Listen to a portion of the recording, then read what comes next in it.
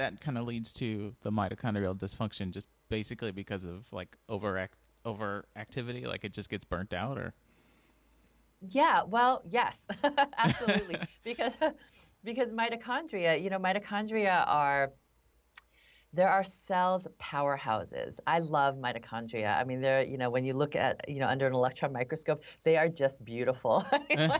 that to me, they're like one of the most beautiful organelles, in the cell. And they have two membranes, and they have these little squiggles on the inside, and along each of these membranes and the squiggles, and they go through the Krebs cycle or the citric acid cycle, and also the electron transport chain to create ATP. Now, why do we need ATP? Well, it's because our cells need energy to do everything. And so, when I ask parents about and kids themselves about their energy, and I say, well, I'm really concerned about mitochondrial dysfunction. A lot of parents and kids will say, but I have a lot of energy. I have too much energy sometimes, right? I'm too hyper.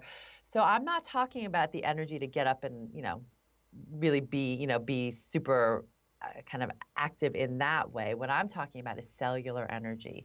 And so what we often see with mitochondrial dysfunction is that you may be able to muster up the strength to do great in your soccer game and run super fast down the field, but you don't have the cellular energy to sustain. So you might need to take more breaks while you're playing than your friends. Or after the game where your friends can go home and jump on a trampoline and have another play date, you might be wiped out and just need to stay on the couch and take a 20-minute nap, right? So it's that endurance piece.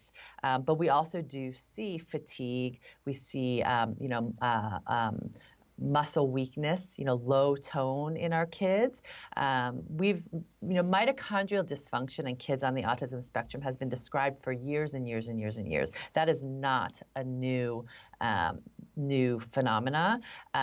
But, now as we broaden and see that, some of the same biochemical imbalances that we've identified, through Defeat Autism Now, the Autism Research Institute, for kids with autism apply to many, many kids with chronic illness, even if they don't have autism, right? So that's where, like I said, I mean, the diagnosis matters a little because it might help identify some of the pathophysiology that I have to address. But the bottom line, we have to look at what's the biochemical imbalance or imbalances that's going on. And so mitochondrial dysfunction, when we think about it, there are lots of signs that can give us a clue that your child has some mitochondrial dysfunction going on.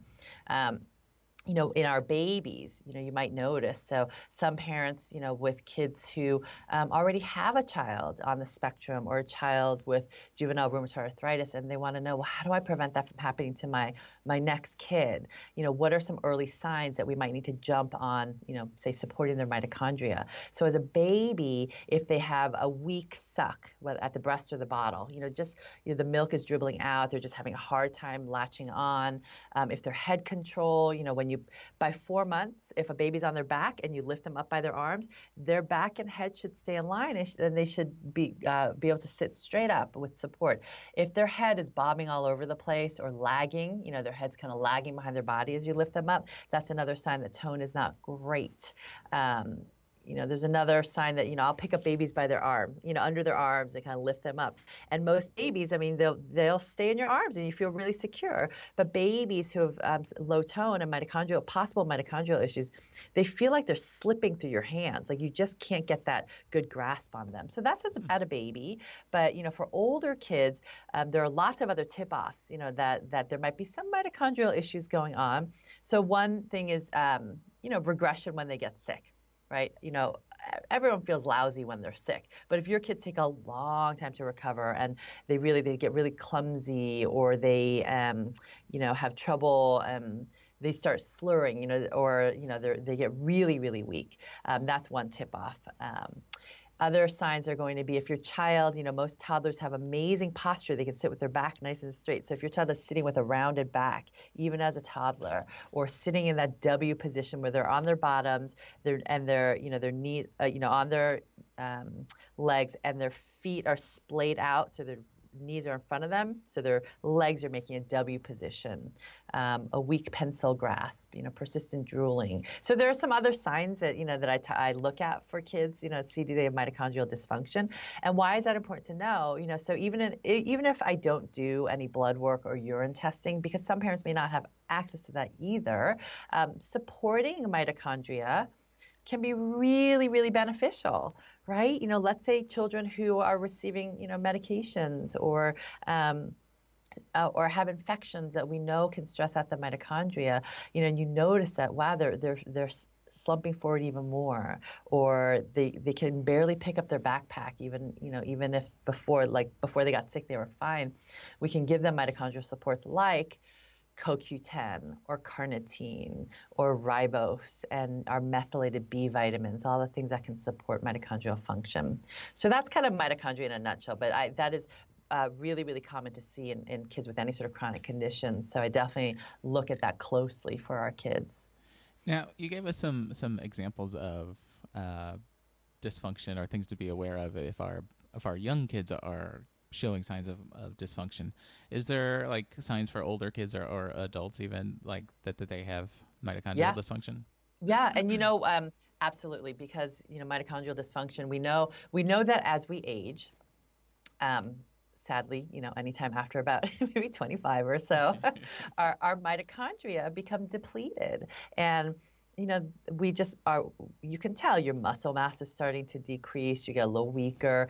But so these same signs you will notice in teenagers and adults. So you're going to look at energy, you're going to look at endurance is really important. Your muscle strength, so grasp, opening up, having a hard time opening up cans, or turning doorknobs.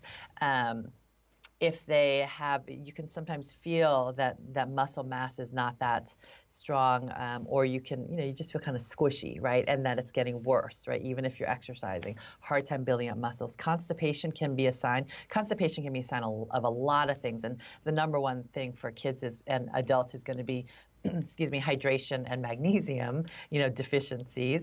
But that can be because your anal sphincter muscle tone is low and can be really hard to push out those stools. Hypermobility, so hyperflexibility of the joints can also be another tip-off that there's some mitochondrial dysfunction going on. And for my older kids in the office, what I also see is even for those older kids, they're sitting with their rounded backs as I'm listening to them, and I'll take my hands on their chest and their back and just lift them up and say, okay, let's sit up nice and tall so I can listen to your lungs. And they have a really hard time maintaining that posture. Their core muscle strength just doesn't allow them to sit up nice and tall, so they immediately go back to a rounded back because that's really fatiguing for them. Interesting. Yeah. As you were talking about the loss of muscle and just feeling squishy, it was like kind of describing me a little bit, like about 7-8 months ago, and the years, exceeding that. But I could feel like I just didn't feel strong. It's not like I was like had bony arms or anything like that, But I was like, I don't feel strong, and I was like really struggling. Open up the pickle jar, the wife Yeah. asks you to open the pickle jar, and you don't want her to see you struggle, And I'm like, man, why can't I open things anymore?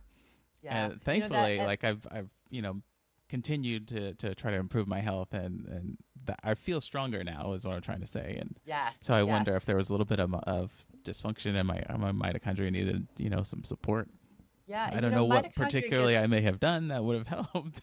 well, mitochondria gets stressed really easily. I mean, even just with psychological stress, your mitochondria gets stressed. And, just as we age, all of us, need mitochondrial supports. The cellular signs of aging are associated with mitochondrial depletion. And, we used to think that, maybe you were born with all the mitochondria you're going to have. And the very interesting fact is that your mitochondrial DNA are really the only DNA in your body that are 100% inherited just from your mom. I mean, there's some evidence that maybe there's a slight paternal, but that you will receive your mitochondrial DNA from your mother. So if as a mom, you also have signs of mitochondrial weakness or dysfunction, there's a high likelihood that your child is going to as well. And one of the best ways as an adult to really maintain our mitochondrial functioning, even as a teenager, is actually weight-bearing exercises and weightlifting. So focusing more on weightlifting and weight-bearing exercises as we get older is actually even more important than focusing on cardio, because you can build more mitochondria, and your mitochondria are going to be housed, you build them through skeletal muscle, right? And so, just strength training is phenomenal, and I think that should be a part of every adult's routine. And then for kids, as they start to get older, they can participate in strength training exercises too.